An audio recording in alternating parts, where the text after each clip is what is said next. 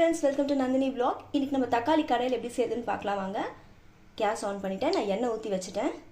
இப்போ நம்ம கடுகு ஆட் பண்ணிடலாம். கடுகு கொஞ்சம் நல்லா பொரிஞ்ச உடனே நம்ம வெங்காயம் சேர்த்துக்கலாம். நம்ம ஆனியன் சேர்த்துக்கலாம்.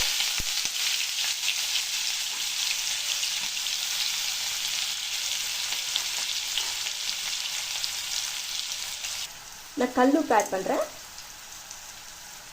இதோடு நான் நறுக்கி வச்ச பச்சை மிளகாய் ஆட் பண்ணுறேன்.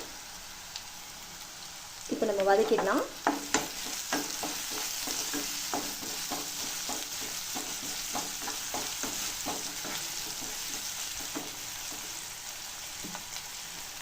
இப்போ நம்ம பூண்டு ஆட் பண்ணிக்கலாம். எல்லாத்தையும் நல்லா மிக்ஸ் பண்ணிவிட்டு இப்போ நம்ம தக்காளி ஆட் பண்ணிக்கலாம். தக்காளி நல்லா வதக்கிடலாம். இப்போ இது கொஞ்சமாக மசாலாஸ்லாம் ஆட் பண்ணிக்கலாம். ஃபஸ்ட்டு நம்ம மஞ்சள் ஆட் பண்ணலாம். 1/2 ஸ்பூன் மஞ்சள், ஒரு 1/2 ஸ்பூன் சில்லி பவுடர், எல்லாத்தையும் சேர்த்து நல்லா வதக்கிடலாம். நான் தண்ணிலாம் ஊற்றாமல் அப்படியே நான் செய்கிறேன். தண்ணி ஊற்றாமல் பண்ணால் இன்னும் நல்லா டேஸ்ட் இருக்கும், அதுக்காக தான்.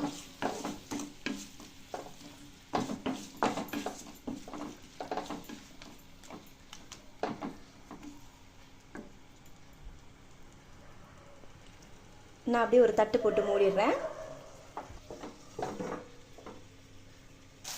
இப்போ பாருங்கள், தக்காளி நல்லா வதங்கிருக்கு. இன்னும் இது நம்ம நல்லா டைம் கொடுக்கலாம், நல்லா வதங்கட்டும். நான் தண்ணியே ஊற்றலை, அப்படியே செய்கிறேன்.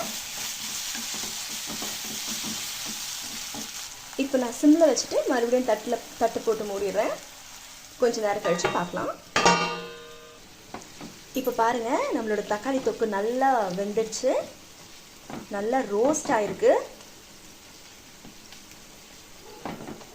பார்க்கும்போதே அப்படியே கொஞ்சம் நல்லா தெரியுது.